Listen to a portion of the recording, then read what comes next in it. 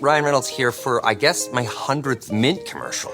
No, don't. No. I mean, honestly, when I started this, I thought I only have to do like 4 of these. I mean, it's unlimited premium wireless for $15 a month. How are there still people paying 2 or 3 times that much? I'm sorry, I shouldn't be victim blaming here. Give it a try at mintmobile.com/save. Whenever you're ready. $45 upfront payment equivalent to $15 per month. New customers on first 3-month plan only. Taxes and fees extra. Speed slower above 40 gigabytes. See details. Today on CityCast Boise, we're rounding out the week with news that has a lot of the Treasure Valley, well, fired up. Executive producer Frankie Barnhill joins me to discuss the new Boise City budget and what it means for your property taxes, and a forced power outage during this heat wave. Plus, we've got a cost-effective way to build your own air purifier to help combat our terrible air quality. It's Friday, July 26th. I'm Lindsay Van Allen, and this is what Boise's talking about.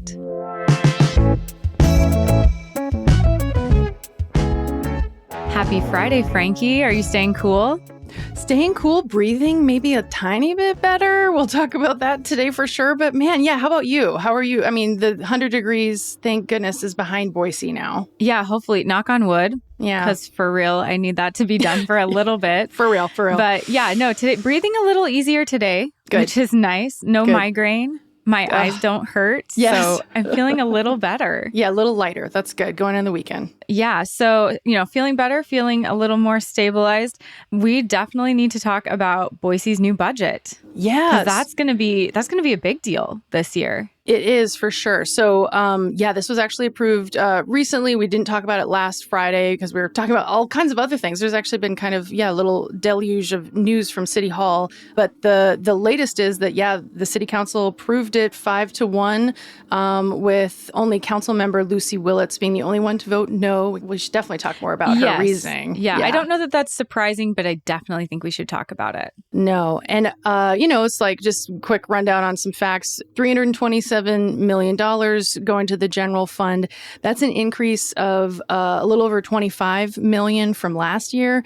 And the big news for Boiseans, besides of where your money's going to be invested, is that your property taxes will go up that 3%, which is the max that a city is allowed to raise property taxes to by the state, which I think equals out, Boise Dev did the math on it, and it's like $58 per household on average. Yeah, and that was going up the 3%, but there are other mitigating factors like property values aren't skyrocketing as much. Right. And, assessed values are kind of stabilizing. So it's going up, but it's not going to be this like really massive jump compared to what some of us have seen in the past few years. So even though they took the maximum, it might not be as stark of an increase as we have seen. Yeah, that's a good point. And it's interesting, too, like stepping back, thinking about this being Mayor McLean's second term. So this is her first budget in her second term and what she wants to accomplish in this second term. And that includes the blueprint of where she wants money spent and allocated. Did you notice the childcare element of it all? Because, of course, that's been a big priority of hers is to help childcare providers out. And there's this new property tax rebate that's going to go into effect for in-home childcare providers. Yeah, and we've had several episodes talking about this, or even like Friday news segments talking about this, because this has become an absolute crisis in the Treasure Valley. And Mayor McLean has really talked about how much of a priority that is. And I feel like this budget really does reflect her priorities for the city. Like, I think it really is a reflection of what she is prioritizing. But there is a huge childcare crisis. Parents are having to leave the workforce. It's causing financial instability for people, or just, childcare, instability, where if you don't know if you can find care for your child, it's really hard to keep a job. It's really hard to work and to plan on what your budget is going to be. And it's so goddamn expensive. And the trickle down effect to everything, right? Yeah. Every element of our city, even if you don't have kids or you don't know somebody who has kids who's dealing with this, it's affecting you one way or another. Oh, absolutely. And the in-home childcare being one of the solutions. So yes. Yeah. having more incentives for people to open those up in home, which can be, a little bit easier on an investment for childcare providers to make. If it's already their house, they already are paying that mortgage. They don't have to pay for also, the rent on a commercial building or something to also have the childcare. So this move, it seems, it's very much in line. It's not at all surprising. It's just a furthering of McLean's really focus on childcare, it seems like. Yeah. And really, I think that it also provides an incentive for people who are looking for this as a revenue stream, that you can make the amount of money you need to make it worthwhile. Because that's kind of an issue we've run into, is it's a lot of work. Like childcare is a lot of work. Childcare in your home is a lot of work.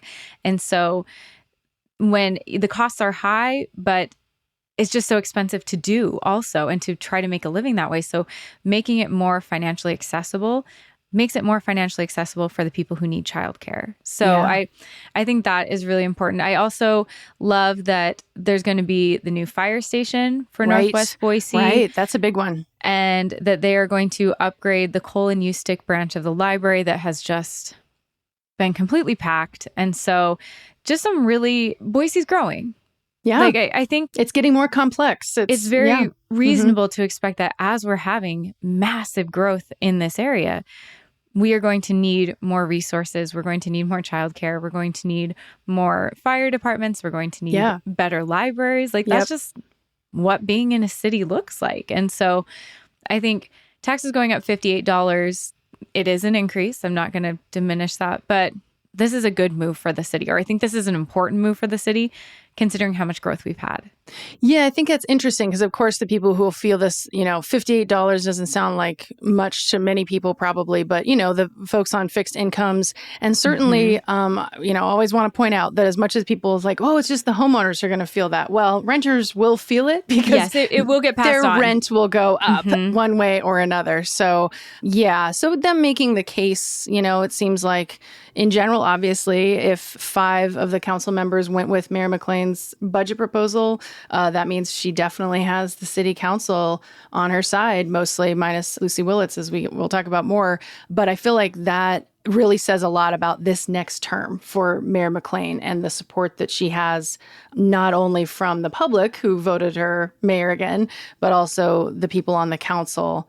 I thought it was interesting too, where, childcare, and then there's like the pension piece of it all. So city employees participate in the state pension fund, which according to, city employees, they're having to increase that by 18% or something, which means that, they need more money from the general fund in order to compensate for that. So that's fascinating. And one of the things that's been happening for the last several years is just a need and a desire to retain employees at the city. Yes. Yeah. And compete not only with state government, sure, but also private companies that, of course, with the cost of living having accelerated so much, then, of course, people are maybe skipping out on jobs at the city that maybe would have been really attractive years ago, but now just aren't keeping up with inflation.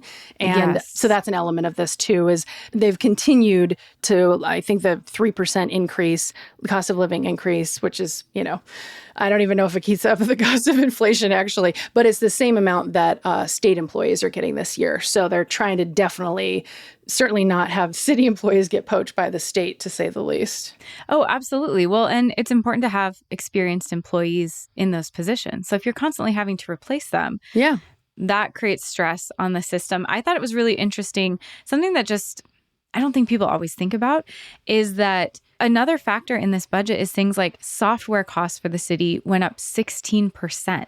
Sure. So when businesses are raising the costs of things, the city has to pay for that.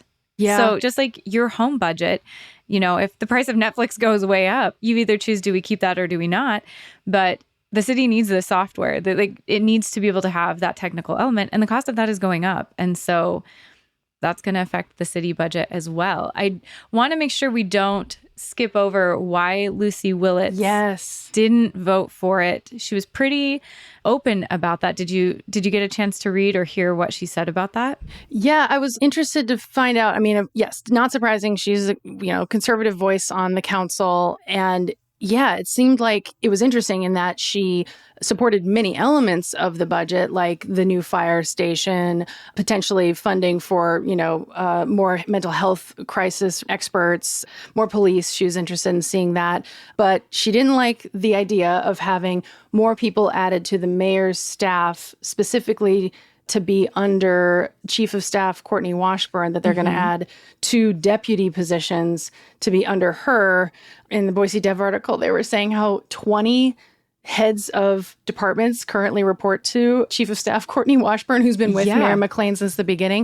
And I was like, oh my gosh, I can't even imagine. Can you imagine managing 20 department heads? It's wild. It's wild. So the idea is to add 2 under her to help break that up a little bit. But will it seem to, she's very anti the idea of adding more people to that staff and more bureaucracy, essentially. Yes. And that's a very common conservative position of I don't want to raise taxes for bureaucracy. Yeah. Looking at it from the other side, though, as our city grows, we will need more management, more staff, that's just how that works. As the city grows, as there's more people, as there's more things to manage, you do need more bureaucracy. That's just kind of how it works. And so if we get too behind on that and everything becomes completely inefficient or ineffective or can't be effectively managed, then that's going to create more issues for the city. I think it's interesting because, yes, part of what city staff do, like these department heads, see problems in whatever department it is. Okay, Parks and Rec. This thing is happening across our parks.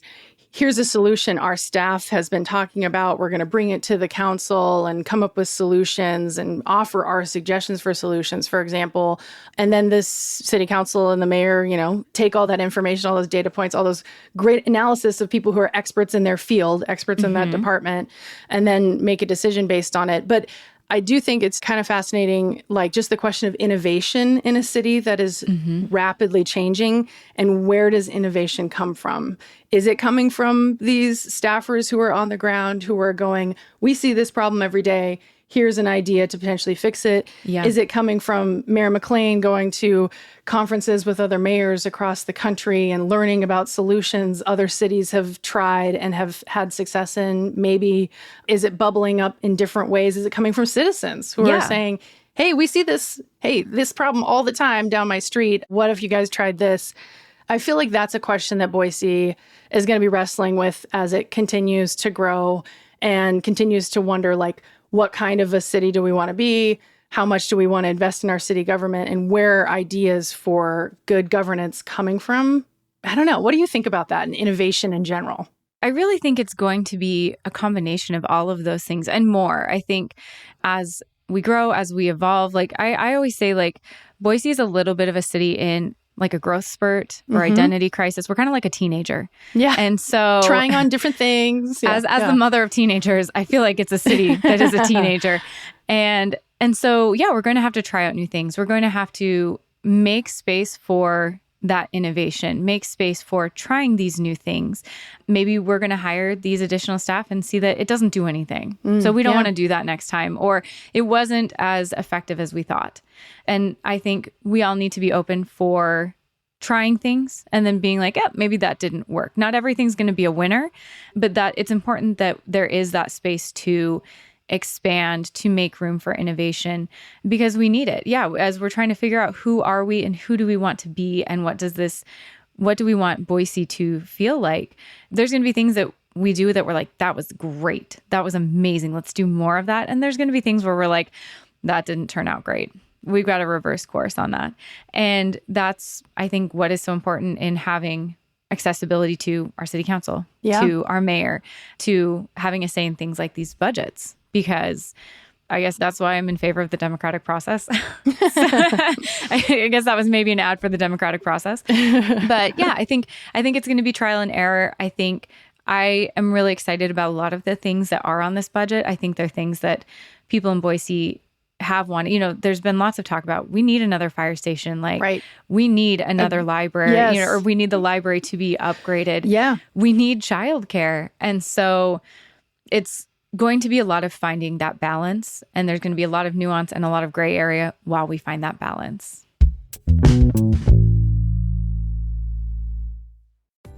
Hi, I'm David Plotz, the CEO of CityCast. The best way to learn a language is immersion, living where the language is spoken and using it every day. That's how I learned French as a kid. But if that's not in the cards for you this year, you can still learn a language the second best way, and that's with Babbel. I live in a city with a huge immigrant population. You probably do too. And in my hometown, a lot of my new neighbors speak Spanish as a first language, and we have lots of great Mexican and Central American and South American restaurants and stores. I wanted to be able to communicate just a little bit better with some of my neighbors. So I started with Babbel, the science-backed language learning app that actually works. And after just a few extremely enjoyable weeks learning Spanish with Babbel, I've already gotten comfortable ordering at a restaurant and eavesdropping on my girlfriend's conversations with her mom. Look, learning a language isn't always easy, but with Babbel it is fun and it feels useful, basically immediately. That's why Babbel has over 16 million subscriptions sold. Plus, all of Babbel's 14 award-winning language courses are backed by their 20-day money-back guarantee. Here's a special limited-time deal for CityCast listeners. Right now, get up to 60% off your Babbel subscription, but only for our listeners at babbel.com/citycast. Get up to 60% off at babbel.com/citycast. Spelled BABBEL.com/citycast. Rules and restrictions may apply. Cam found out that group chats between different phones aren't private. Or encrypted. Thank you. We only text in code. Yes, which I created. I created a code. Yes. Which can be a little annoying. Wait, was that your attempt at the code? You already forgot the code, didn't you? I should have written it down. The place to safely send messages between different devices. WhatsApp. Message privately with everyone. Hey, Frankie, did your power get turned off last night? Oh my gosh. Everybody on Wednesday in Boise who received those texts in the morning saying, hey, just in case from Idaho Power, you might be getting your power shut off potentially as this preventative measure in case we get this storm. And then the storm that never came, kind of. Oh, I think it was different in different parts of the Treasure Valley. Yeah, that's true. Like some people, lightning strikes and everything. Yeah, because Meridian the wind was, I have never seen wind like that in Meridian. Yeah. It was wild. But then like other parts of the city didn't get like anything at all. So yeah, I mean, that was a very fascinating experience to see whose power ended up getting shut off actually on Wednesday night when Idaho Power did indeed kind of preemptively make this move, which is the first time ever that Idaho Power has turned off power on purpose ahead of a storm to potentially prevent wildfires from sparking. And people were pissed. Oh, really yeah. Mad. Yeah, they were. And this is just for anyone, I don't know anyone who wouldn't be aware, but just in case you've been living in like a really happy little bubble in this heat and not aware of all the smoke, not having migraines. Yeah. We got the two fires going, the Cow Valley and the Durkee fires. And in Eastern Oregon, they are growing and various levels of contained every single day. It seems like it's different. And so just over this past week, some of the worst smoke I've seen in this area. Right. It was in like dangerous levels. I mean, like particulates, the AQI was super high. Yeah. Oh, it looked like scary. fog. Scary. Yeah. And there was ash raining on the valley. It's just not ideal. Not what you want. No. Definitely not great for the lungs or the body. Yeah. But yeah, so there's this concern that with this storm and these super high winds, first of all, that it would stoke the fires more, but that downed electrical lines, all of that, we're already stretched thin in the containment of these fires. And so if even more fires break out, there's limited resources to manage that. So yeah, and that was Idaho Power's reasoning. And they actually, I think recently had gotten, the green light when they presented to City Council like a month ago saying like, hey, we have this plan in place in case, and we might have to do these forced shutdowns if the conditions just lead us to believe with red flag warnings and all of that it's time to do it. So they did it, and it seemed to affect mostly like Harris Ranch, the East End, Foothills. Like 8,000 or more customers were out starting around 5:30 on Wednesday, and then it seemed to be mostly restored by Thursday morning. But that was like not ideal for people who were expecting to have air conditioning in almost 100-degree weather again on Wednesday night. Well, because the other factor of that is it got up to like 106 yesterday or something like that. So it's hot. And at 5:30, that's the hottest part of the day too. Yeah, exactly. I know, like, because they sent that out to like all over the Treasure Valley. So we got that. They had a little map where it was like, this might be where we're going to shut off power. But really, all of you are at risk. Did you prepare for it then? You were like, absolutely. Okay, this might happen? Absolutely. Frankie, I was raised Mormon and I went full it's prepper. It's in your DNA. It is. I went full prepper again. I was like, it comes out. It's repressed and it just comes out in moments of like, we're not going to have electricity. I need beans and rice. But I was going to the Best of Boise Gala. And so I was like, this is not ideal. So I'm like prepping my kids. We're getting water bottles with ice water, putting them in the fridge. I'm like, okay, so, charge your phone so that you have something to do. Charge, your switch, everything, because we might not have electricity. Right. Find the flashlights. Getting the flashlights, getting the battery powered, everything, like trying to really cool the house down just in case. And then even stuff like I was like, okay, I'm going to be gone for probably a couple hours, but if it turns off and it gets so hot in the house, like, what are we supposed to do? I was trying to like brainstorm. I'm like, what am I going to tell my kids to do? But there is a grocery store nearby. So I was like, okay, if the power's off, it's super hot, I'll be back in a couple hours, but if you guys just get so uncomfortably hot and you can't be in the house, just go to the grocery store because they're going to have a generator. So just go sit, like, I'll put some money on. My oldest has like a little debit card. I'm like, I'll put some money on, get some snacks, just hang there until I come home. And then you were so ready for this. That prepper gene in me just comes out because I wasn't, but it was, so I understand. And just planning on what were we going to do over the night if we didn't have AC, because that's unbearably hot to sleep in. Right. And I know a lot of people were prepping, and I can understand why people were mad. I don't necessarily know the logistics of it, but is there anything that like Idaho Power could do for these power lines to make them less likely to spark a fire if they get blown over? Yeah, great question. And of course, we're joking about the prepping thing, but those of you who've lived through a fire know like this can happen. Like that is actually really smart. Have your go bag. Do you know what your go bag and what your prep kit might be if you were to lose power for a while? And we've seen, in Oregon and California and Hawaii, devastatingly in Texas, really deadly fires come from utility lines that get downed or spark off, whatever. Well, I guess the answer is burying the lines is one solution. However, it's incredibly expensive to bury power lines. But in parts of Boise, that it's already happened. So there are parts of the city that already have buried lines. So if you live in those parts, like that's good. But the question is like, what else could they do that might be less expensive that wouldn't, pass on to the consumer those expenses and still make for safe conditions? This is a question the country is asking right now because Idaho's obviously not alone. And this being our very first time, honestly kind of surprised me that we haven't actually had one of these preemptive safety shutdowns ahead of a wildfire, because conditions with climate change have gotten so much worse over the last 10 years, especially. This isn't the first summer that we've had like this, where it's just been so damn hot, so damn dry. So they finally tried it. And then people feel, I think, at least on social media, the people that were replying to Idaho Power's posts on X were saying basically like, boy who cried wolf. Like, this was a nothing burger storm, turn my power back on, what the hell? Which makes me kind of wonder what Idaho Power will do next time conditions like this do arise. Are they going to be more nervous to, pull the trigger, quote unquote, and turn the power off because of the negative reaction lots of people had? Or will they be able to do it and with more communication, better communication, introducing this idea to people?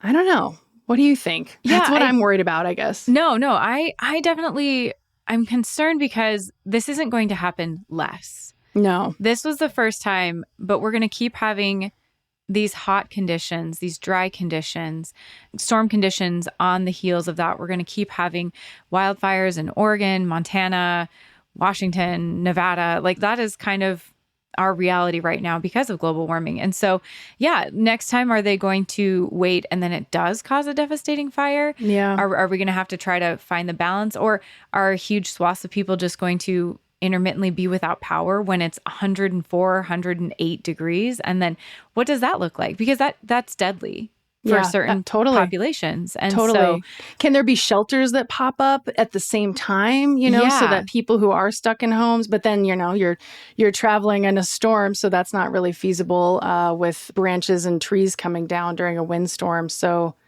yeah, because it's tricky. It's a really something that I think we're going to have to try to figure out as the Treasure Valley. What does this look like? And maybe it was eye-opening for a lot of us to see there isn't really any kind of plan in place. Like it really is, we're going to shut off power. Maybe here's a storm, here's a bunch of fires, figure it out. Or you don't have power. And so that's not ideal.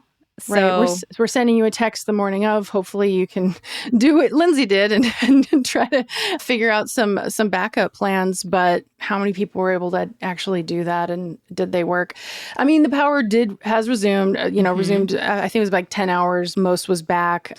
But yeah, I think this was kind of an interesting first time. And I think a lot of lessons we learned. Also just like curious about, we're talking about the grid and just the failings and the shortcomings and maybe the chinks in the armor there. Mm-hmm. And I'm also curious just about like what alternatives besides burying the lines we can find that are less expensive.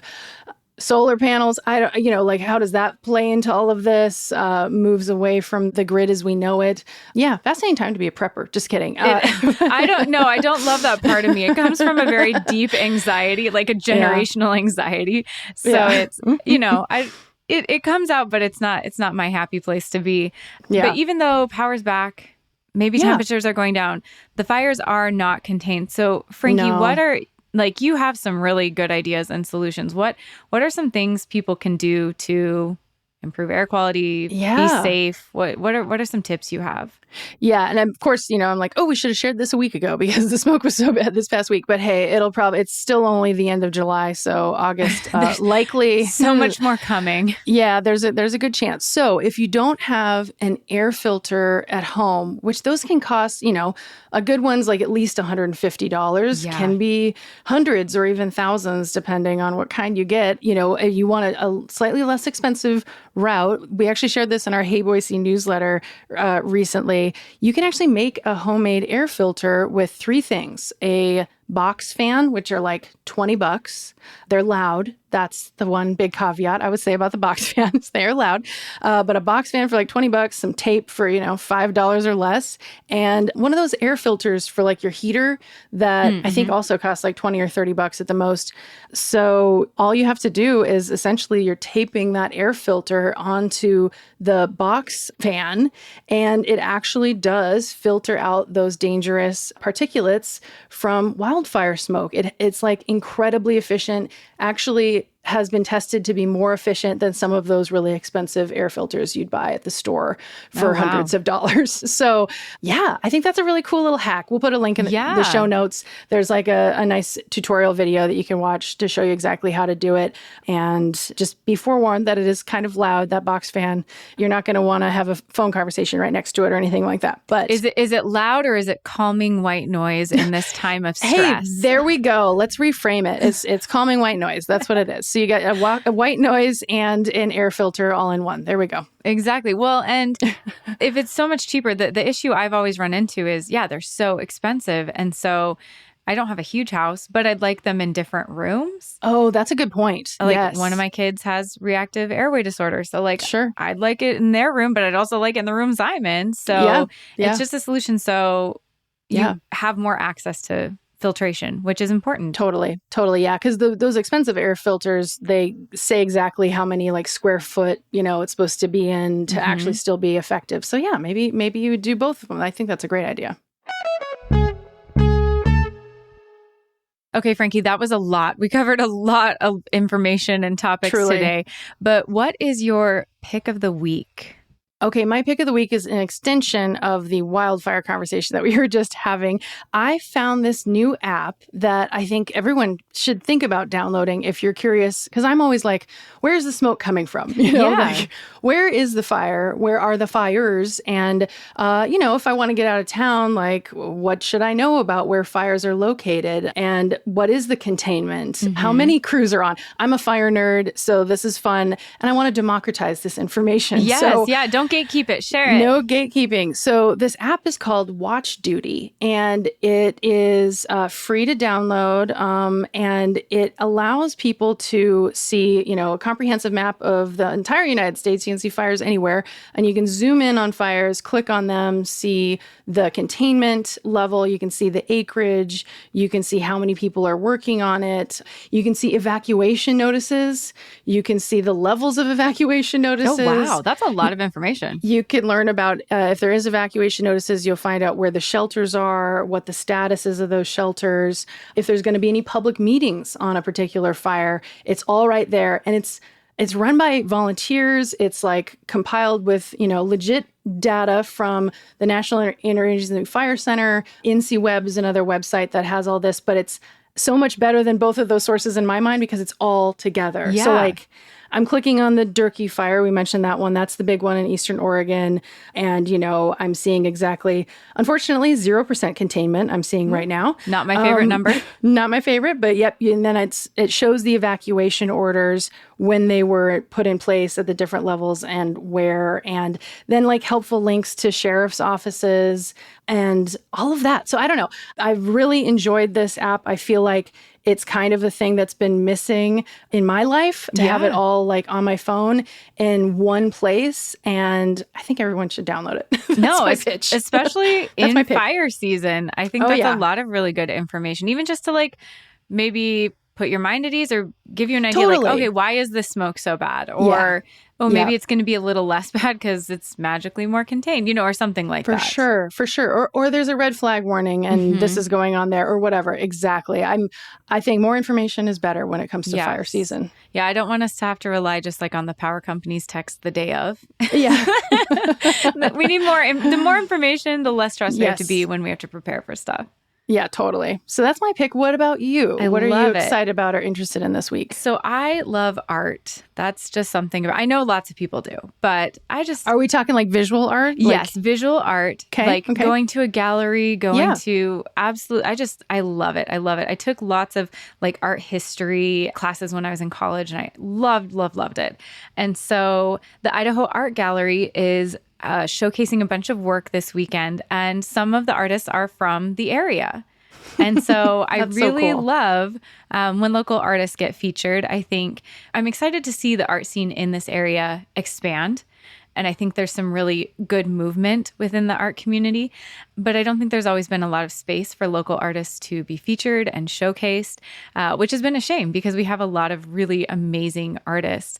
And so, in the show this weekend, they're featuring 2 Meridian artists, Nicole Hitchcock and Brecken Bird. And so I always am excited for local artists when they get featured.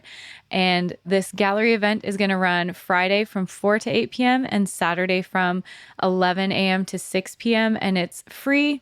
It's open to all ages. So a great indoor activity to take your children to. I think it's likely going to be air conditioned. And just, get out of the house, look at some art, just really have a chance to appreciate what people in the area are doing and what they're creating. Nice. Okay, I don't think I've gone to this gallery, the Idaho Art Gallery. It's in Meridian, right? Yeah. This is kind of new, kind of unique. But Meridian has a downtown art gallery. So kind of fun to see some of these cultural elements developing in Meridian and not necessarily just all being focused in downtown Boise. So I think it's an interesting activity. I'm excited to go and take my kids and just make a fun weekend of it. I think that's awesome. I loved going to art galleries as a kid, but I was a weirdo. So hopefully your kids are weirdos too and like going to art galleries. Yes, no, we're a family of weirdos for sure. Nerds and weirdos. Yeah, we're thriving. We are thriving. Well, thank you so much for joining me, Frankie. There was so much. There's been so much to break down, and there really has. I really appreciate all of your perspectives. And yeah, I hope you have a great weekend. I'm excited about that app. Yeah, great to chat, Lindsay, and get your box fan, get your filter, and have a great weekend.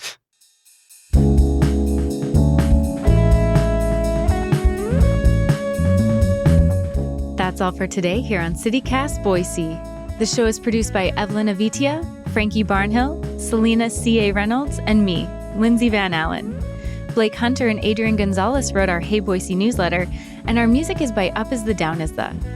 If you enjoyed our show today, leave us a review. It helps other people find us.